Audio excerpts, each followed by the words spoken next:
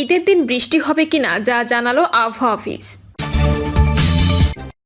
আলোচনা হচ্ছে কিন্তু কাজের কাজ কিছুই হচ্ছে না বলছেন সালাউদ্দিন আহমদ। বিএনপির সঙ্গে আসন ভাগাভাগি নিয়ে যা বললেন হাসনাত। এবং সর্বশেষ জানাবো ফ্যাসিস্ট হাসিনার বিচার কাজ সরাসরি সম্প্রচার হবে। গাজার যুদ্ধবিরতি চুক্তি খুব কাছাকাছি বললেন ট্রাম্প। শুনছিলেন সংবাদ শিরোনাম, এবারে বিস্তারিত। ঈদের দিন বৃষ্টি হবে কিনা যা জানালো আবহাওয়া অফিস। ঈদ উল ফিতরের লম্বা ছুটির পর এবার কুরবানির ঈদের ছুটি নিয়ে সুখবর দিয়েছেন সরকার।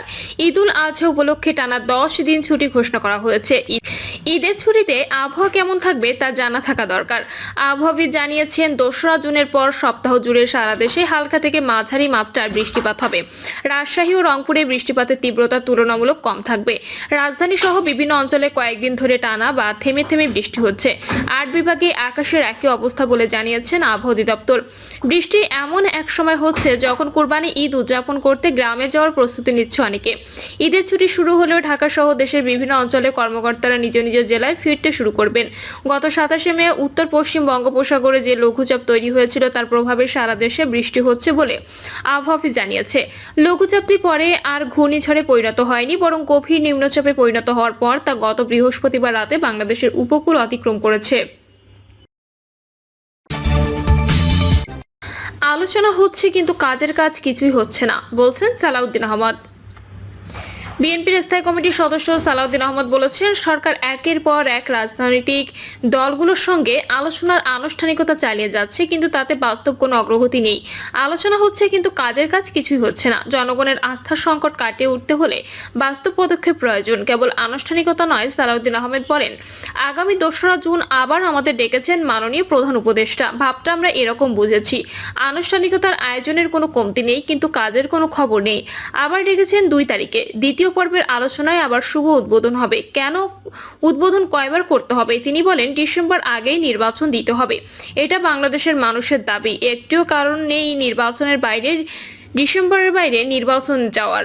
সংস্কার ও নির্বাচন চলমান প্রক্রিয়া। সংবিধান সংস্কার কমিশন যদি নিজেদের মতো করে সংবিধান পরিবর্তন করতে চায় তবে সে বিষয়ে জাতিকে একমত হতে হবে উল্লেখ করে বিএনপি সিনিয়র এই নেতা বলেন, জোর করে চাপিয়ে দিলে সেটা গণতন্ত্র নয়, তা হবে আরেকটি বাকশাল। সালাউদ্দিন আহমেদ বলেন, সংস্কার হবে, সংস্কার আমাদের প্রধানতম এজেন্ডা।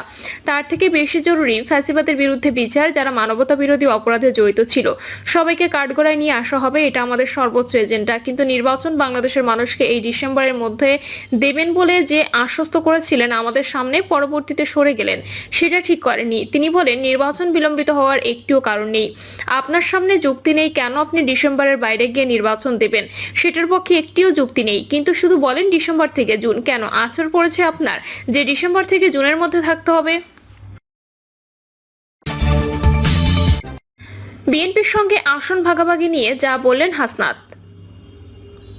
শেখ হাসিনার পতনে অগ্রণী ভূমিকা রাখা তরুণদের সমন্বয়ে নবগঠিত রাজনৈতিক দল জাতীয় নাগরিক পার্টির বিরুদ্ধে সম্প্রতি অনলাইন টক শোতে অভিযোগ এনেছেন একটি রাজনৈতিক দলের প্রধান, যেখানে তিনি দাবি করেছেন এনসিপি পর্দার অন্তরালে বিএনপির সঙ্গে সিট ভাগাভাগি করেছে। হাসনাত আব্দুল্লাহ তার পোস্টে লিখেছেন, সম্প্রতি আমরা লক্ষ্য করেছি একটি দলের প্রধান এক অনলাইন টক শোতে মন্তব্য করেছেন, এনসিপি কিন্তু পর্দার অন্তরালে বিএনপির সঙ্গে সিট নেগোসিয়েশন করেছে। আমরা হাইপোথেটিক্যালি ধরে নিলাম পর্দার অন্তরালে সিট নেগোসিয়েশন হয়ে গেল, একটা আন্ডারস্ট্যান্ডিং হয়ে গেল, তাহলে দেখবেন ডিসেম্বর না সবাই সেপ্টেম্বরে নির্বাচনের ব্যাপারে রাজি হয়ে যাবে। তিনি আরো বলেন, আমরা উল্লেখিত রাজনীতিবিদের প্রতি আমাদের সম্মান ও সৌহার্দ্যপূর্ণ সম্পর্ক বজায় রেখে চলতে চাই। বিএনপি বা অন্য কোনো দলের সঙ্গে আমরা আসন ভাগাভাগির সমঝোতার দাবি সম্পূর্ণ ভিত্তিহীন।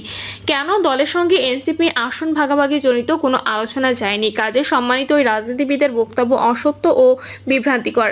দল হিসেবে এনসিপি সারা দেশের সাংগঠনিক বিবৃতিকে প্রধান লক্ষ্য রেখে কাজ করে যাচ্ছে। এনসিপির বিরুদ্ধে নির্বাচন পেছানোর অভিযোগ দিলে হাসনাত লিখেছেন, আমরা আরো লক্ষ্য করেছি উল্লেখিত আলোচনা এবং অন্যত্র এনসিপি সম্পর্কে ভিত্তিহীন এক ইন্সপিরেশন তৈরির চেষ্টা হয় যে দল গোছানোর স্বার্থে এনসিপি নির্বাচন পেছাতে চায়। আত্মপ্রকাশের পর থেকে এনসিপি বিচার, সংস্কার ও নির্বাচনের রোডম্যাপ চেয়ে আসছে। নির্বাচনের ব্যাপারে এনসিপির অবস্থান তুলে ধরে হাসনাত বলেন, এনসিপি বলে এসেছে যেহেতু আওয়ামী লীগ আমলের ভুয়া নির্বাচনগুলোতে জনগণের ভোটাধিকার বাস্তবায়ন হয়নি, কাজে আসন্ন নির্বাচন হতে হবে অবাধ, নিরপেক্ষ নিরপেক্ষ ও সুষ্ঠু নির্বাচন, যাতে জনগণ ভোটাধিকার প্রয়োগ করতে পারে। একটি অবাধ, সুষ্ঠু, নিরপেক্ষ নির্বাচনের জন্য প্রয়োজনীয় লেভেল প্লেইং ফিল্ড নিশ্চিত করতে পারে। প্রশাসনিক সংস্কারগুলো সম্পন্ন করতে হবে। হাসনাত আরো বলেন, এনসিপি মনে করে প্রশাসনিক সংস্কারগুলো অন্যান্য মৌলিক সংস্কার সম্পন্ন করে নির্ধারিত সময়ে নির্বাচন আয়োজন করা সম্ভব। তবে সংস্কার ব্যতীত আয়োজিত নির্বাচন একচেটিয়া ও একপেশা হওয়ার সম্ভাবনা প্রবল। জুলাই চার্টারের ভিত্তিতে সংস্কার ও জুলাই ঘোষণাপত্র জারির আহ্বান জানিয়ে হাসনাত লিখেছেন, জনগণের ভোটাধিকার আদায়ের লক্ষ্যে এবছর ডিসেম্বর থেকে আগামী বছরের জুনের মধ্যে জুলাই চার্টারের ভিত্তিতে সংস্কার কার্যক্রমের মধ্য দিয়ে সুষ্ঠু গণপরিষদ ও আইনসভা নির্বাচন আয়োজন করতে হবে। পাশাপাশি বর্তমান অন্তর্বর্তী সরকার কর্তৃক প্রতিশ্রুত জুলাই ঘোষণাপত্র জারি করতে হবে। বিচার সংস্কার ও নির্বাচনের রোডম্যাপ প্রশ্নে সবাইকে ঐক্যবদ্ধ হওয়ার আহ্বান জানিয়ে হাসনাত লিখেছেন, যেন তেন প্রশ্নবিদ্ধ নির্বাচন যেন স্রেফ ক্ষমতায় যাওয়ার সিঁড়ি না হয়, বরং মৌলিক সংস্কারের মাধ্যমে অর্থবহ সুষ্ঠু নির্বাচনের পরিবেশ তৈরি করে বাংলাদেশ রাষ্ট্রের গণতান্ত্রিক উত্তরণ ঘটুক। এনসিপি সেই প্রত্যাশা করে। সংশ্লিষ্ট সকল পক্ষকে বিভ্রান্তি এড়িয়ে বিচার সংস্কার ও নির্বাচনের রোডম্যাপ প্রশ্নে এনসিপি ঐক্যবদ্ধ থাকার আহ্বান জানায়। ফ্যাসিস্ট হাসিনার বিচার কাজ সরাসরি সম্প্রচার হবে। জুলাই গণহত্যার মামলায় ফ্যাসিস্ট হাসিনার বিরুদ্ধে আনুষ্ঠানিক অভিযোগ দাখিলের শুনানি আন্তর্জাতিক অপরাধ ট্রাইব্যুনালে সরাসরি সম্প্রচার হবে।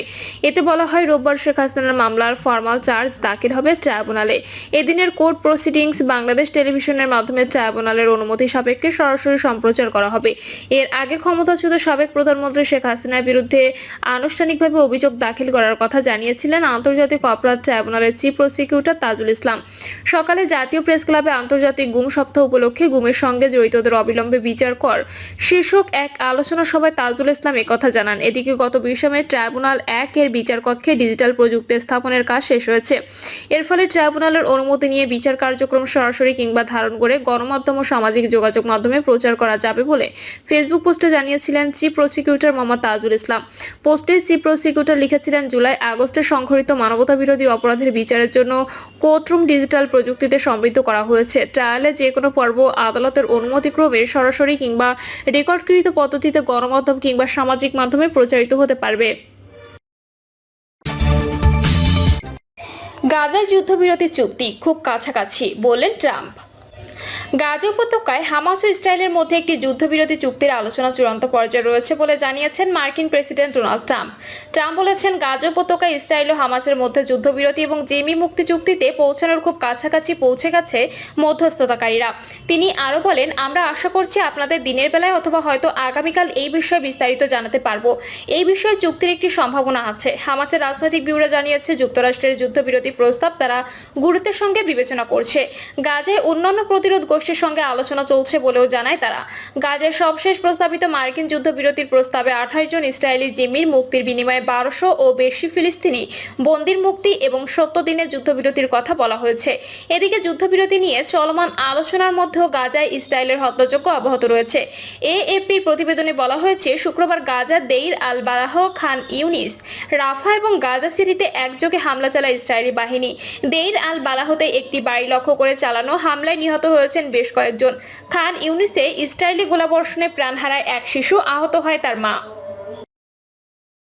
প্রিয় দর্শক, এই ছিল এখনকার সর্বশেষ সংবাদ। আপডেট সব সংবাদ পেতে চ্যানেলটি সাবস্ক্রাইব করে বেল আইকনটি ক্লিক করে রাখুন।